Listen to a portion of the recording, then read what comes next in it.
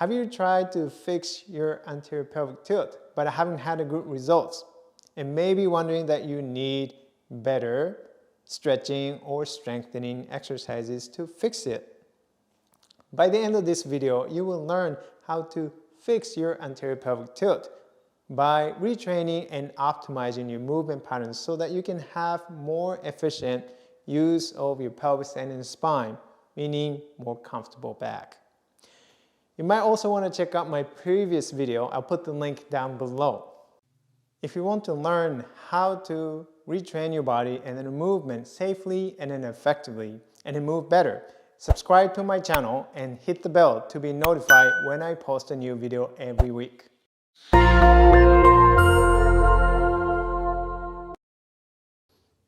I am Taro Iwamoto. I am a Feldenkrais practitioner. With my backgrounds in athletic training, physical therapy, martial arts, and the Feldenkrais method, I have helped many people like you overcome and then move beyond the pain and the limitations. Now it's your turn, and let's dive in. What is anterior pelvic tilt? Anterior pelvic tilt describes a position of the pelvis relative to your thighs or direction of the pelvic motion. So anterior direction means that pelvis is tilted or tilting forward directions. And it's going to cause the spine, the lumbar spine, to arch, extend more. So that's an anterior pelvic tilt. Many people tell you that anterior pelvic tilt is caused by tight muscles and weak muscles, and you need to stretch the tight muscles and strengthen the weak muscles in order to fix or correct anterior pelvic tilt. But that is a huge misunderstanding because changes in the muscle length and the muscle strength and really result from your habitual movement patterns and your daily activities. So as long as you are maintaining the same movement patterns, tight muscles are going to stay tight and the weak muscles are going to be weak. And therefore, I really focus on retraining movement patterns to improve anterior pelvic tilt. And comment below if you have tried corrective exercises before, but you haven't had really good results.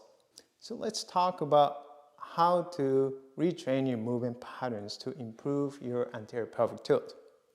It is important to recognize that anterior pelvic tilt is your movement bias or your habitual movement patterns. So instead of thinking about that it's at a fixed position caused by muscle tightness or the muscle weakness. And the habitual movement patterns and specific functions and specific movements. For example, squats.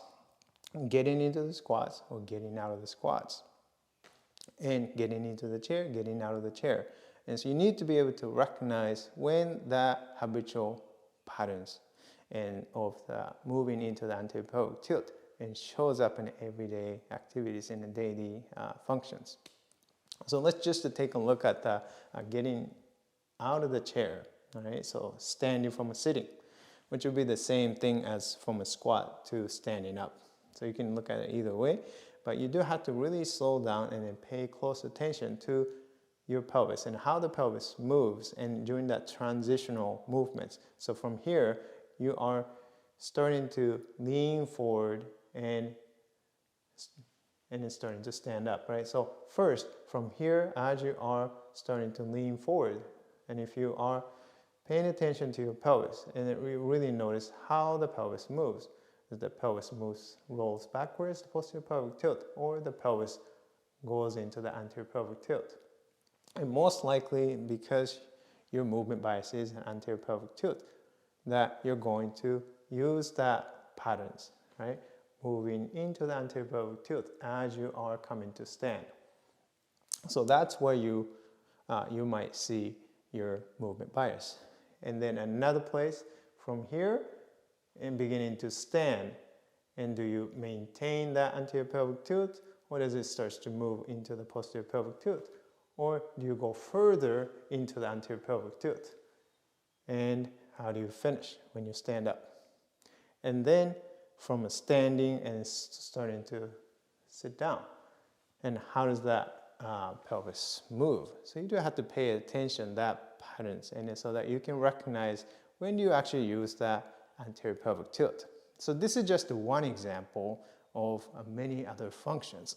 But typically, the functions of bending forward and then unbending, right, such as sitting down, squatting, sitting down or squatting, bending over to pick something up and coming back up. And those are the functions, that movements that we use every day and so many times a day. So if you start to pay a little bit more attention to how you use that, how you move yourself and into that patterns, and then you can start to see where you use an anterior pelvic tilt. Okay, so the first thing is, understanding that anterior pelvic tilt is a movement bias. It's not a fixed position. And then recognizing where you use that movement patterns, your habitual movement patterns, anterior pelvic tilt. Okay, and so let's actually do a very simple retraining movement exercise. So you're going to get down onto the floor, get on the hands and the knees position. So you get on your hands and knees, and then you're going to move, rock back, you're going to move your hips back to the heels. Doesn't matter how far you go. And you pay attention to the pelvis and what happens, what tends to happen to your pelvis. Then you actually, even though you are in different positions, you're not sitting, you're not squatting, but it's the same movement pattern. So most likely that you're going to actually show that you use the same movement pattern in this position, in the quadruped positions. So if you do pay attention to your pelvis, and you may notice that you're going to anterior pelvic tilt, or you may go into the posterior pelvic tilt. And anyways, and then you also pay attention from here and then returning to starting position. So the initiation, what happens to the pelvis? Do you immediately go into the anterior pelvic tilt, or do you maintain a posterior pelvic tilt? So usually from my experience and people who have the anterior pelvic tilt bias, and then they use the same strategies in either or both directions. As they go into that, going backward directions, they maintain anterior pelvic tilt. And then getting out of that, and they initiate by using it more. So moving the pelvis into the anterior pelvic tilt even more, so that you can see that's the patterns, how to retrain that patterns. So you can find the neutral, and then you can keep one hand, or you can place a book or something to get a feedback. And then you go back here. And then as you're getting out of that position, and find a way that you can maintain the pelvis, keep the pelvis from going into the anterior pelvic tilt.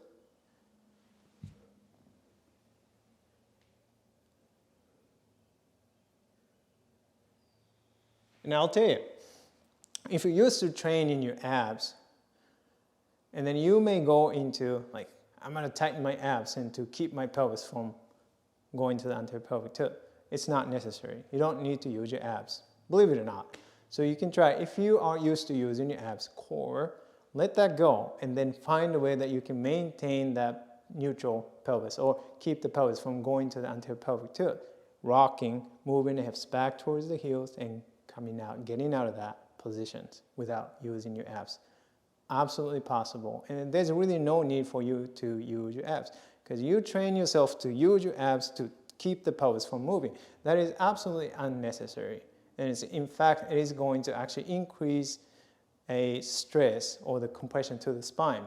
That's not really comfortable.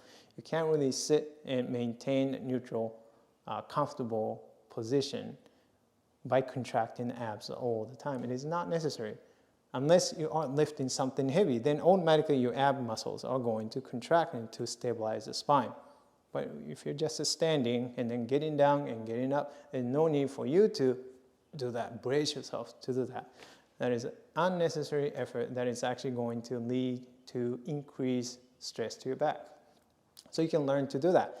And once you learn to do that in the quadruped positions, then you can do that from getting in and out of the chair. Same thing, you're paying attention to the spine and the pelvis, and how to maintain it without using your abs. And you can do this practice with the squats, getting into the squats, out of the squats, doing that. So that's just one example of how to retraining your movement patterns, because how many times you squat down, how many times you bend down, how many times you get in and out of the chairs, out of the toilet, tons and tons and tons. And so if you can start to retraining that movement patterns and then in that daily functions, you can see how that is going to affect your movement patterns and overall, and how that's going to change that muscle strength and muscle length, tightness over a long period of time. So it is important to remind you that anterior pelvic tilt is not a fixed position, and it is actually the habitual movement patterns.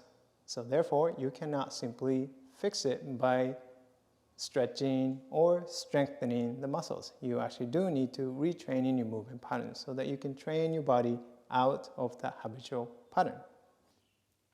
If you want to improve your back pain, be sure to grab your free movement guide to pain-free back at the link below. Check out these videos, and if you like this video, and hit that like button, and be sure to subscribe and share with your friends. Comment below how helpful you found this video was. Thank you so much for watching. See you in the next video. Happy mindful movement. Bye bye.